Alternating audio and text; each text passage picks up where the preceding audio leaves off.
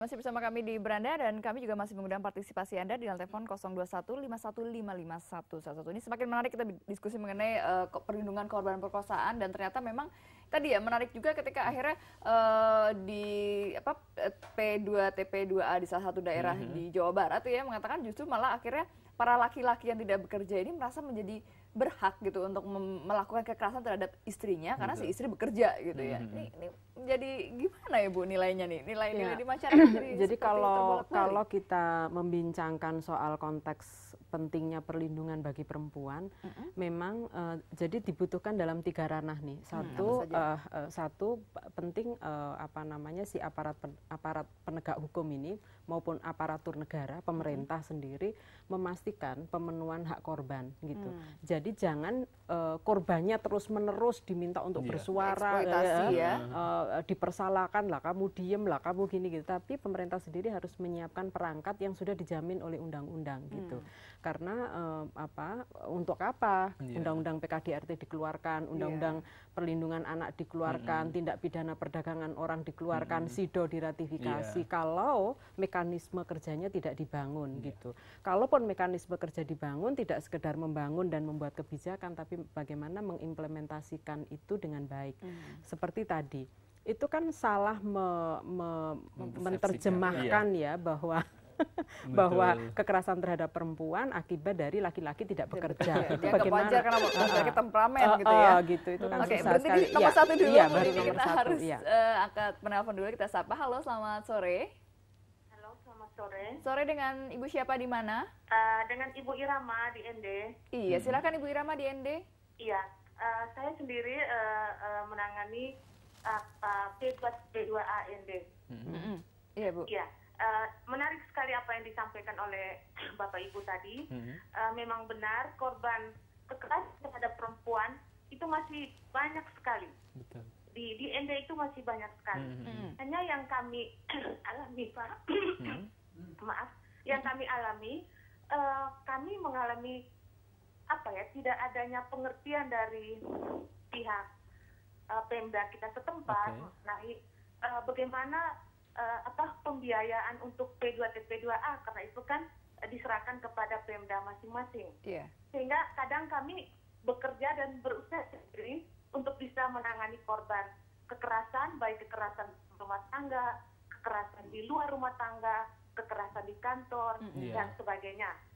Saya senang sekali mendengar perbincangan sore ini, sehingga bagi saya kesadaran terhadap kekerasan terhadap perempuan itu masih jauh ya, benar. Masih jadi kita perlu semakin berjuang untuk itu agar semua pihak menyadari bahwa perempuan itu bukan korban kekerasan. Bahkan banyak orang merasa bahwa belum perlu melakukan hal itu. Nanti kalau sudah terjadi pada keluarga mereka, pada anak mereka, pada cucu mereka, baru mereka mulai sadar, oh ternyata kekerasan terhadap perempuan itu tidak baik ya. Ini baru-baru ini kami menangani kasus pelecehan dari seorang kakek terhadap seorang anak SMP umur 13 tahun dan anak TK berumur 5 tahun. Masih banyak juga yang kekerasan-kekerasan dalam rumah tangga. Ya. Mungkin ada yang mau ditanyakan Ibu, juga kepada Bu Ira sebelum itu? Ya, Ibu, Bu Ira, halo, terima Bu Ira. kasih sharingnya. Ini memang menjadi keprihatinan kita. Saya koordinator P2TP2A ND dari Provinsi NTT. Saya di salah satu kabupaten di ND, tempat pembuangan Bung Karno itu loh, Ibu Bapak. Ibu Ira, apa langkah kalau misalnya P2TP2 sudah berdiri tapi kesulitan anggaran gitu, mungkin bangunan mekanisme seperti apa yang diupayakan Bu Ira untuk membangkitkan komunitas ya, karena dalam beberapa pengalaman Komnas Perempuan ketika pemerintah itu kurang mengoptimalkan, maka mau tidak mau kita harus melakukan upaya penguatan komunitas gitu. Apakah sudah ada upaya-upaya penguatan komunitas di dalam rangka melakukan perlindungan terhadap korban kekerasan? Iya Ibu, penguatan komunitas dalam hal ini kepengurusan para aktivis perempuan di sini cukup baik responnya. Cumanya bagaimanapun dalam melakukan aktivitas itu, Ibu, kita kan tidak bisa harus mengeluarkan dana kami sendiri terus. Para aktivis ini mengeluarkan terus dana kami kan juga membutuh dukungan itu dari pemerintah. Kan sudah ada undang-undang, sudah ada pengaruh utamaan gender, dan itu yang menjadi ketua adalah para sekda di daerah masing-masing. Tapi rupanya semacam penyadaran kepada pimpinan-pimpinan daerah tentang pentingnya perhatian kepada perempuan dan anak itu masih jauh, Bu, masih jauh sekali. Kami para aktivis itu berjuang sendiri, hanya karena kasihan kepada sesama perempuan. Baik, Ibu Ira, terima kasih atas sharingnya dan selamat berjuang ya Ibu, semoga. Terima kasih Ibu. Terima kasih Ibu Ira. Mbak Lulu, apa yang dikeluhkan Bu Ira ini juga banyak menjadi keluhan kawan-kawan P2TP2A yang lain. Nah, bisa dipayangkan kalau P2TP2A yang dibangun dan didukung oleh pemerintah saja sendiri masih begini, gitu. Bagaimana kawan-kawan di komunitas yang selama ini berjuang sendiri gitu, tanpa ada dukungan dari pemerintah. Oleh karena itu, memang kita sangat berharap ya, Mas ya, pemerintah tidak hanya mengeluarkan kebijakan, tetapi betul-betul memastikan bahwa kebijakan ini bisa berjalan.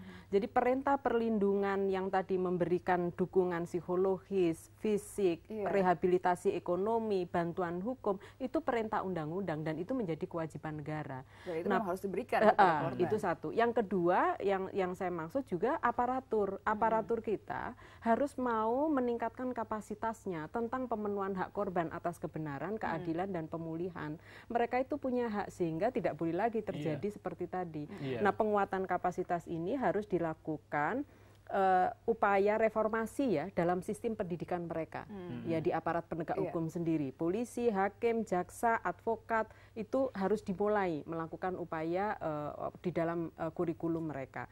Nah, di masyarakat memang kita membutuhkan dukungan tokoh agama, tokoh adat dan para keluarga gitu untuk terus memberikan pendidikan dan mengkampanyekan anti kekerasan terhadap perempuan dan anak. Baik, gimana Mas? Apa yang disampaikan oleh Ibu tadi dari ND itu menjadi salah satu bukti nyata bahwa pemerintah kita memang masih melihat perempuan tidak menjadi salah satu komunitas yang penting untuk diperhatikan. Contohnya misalnya dana untuk pemberdayaan perempuan atau dana untuk kasus-kasus korban kekerasan saja kan tidak ada. Itu menunjukkan bahwa mereka tidak berkomitmen sama sekali. Ini lembaga pemerintah yang apalagi betul. Apalagi kami yang lembaga masyarakat bisa membayangkan. Betul.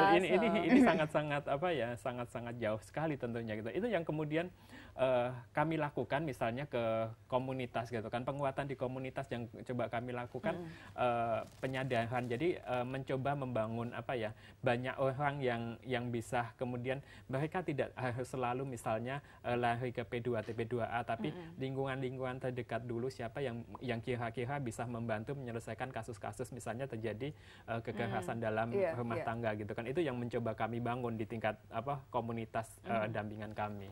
Baik, kami akan kembali saat lagi ya. Baik, kami akan kembali saat lagi. Kami juga masih mengundang partisipasi Anda di telepon 021 51 55 11. Pastikan Anda tetap bersama kami di Beranda.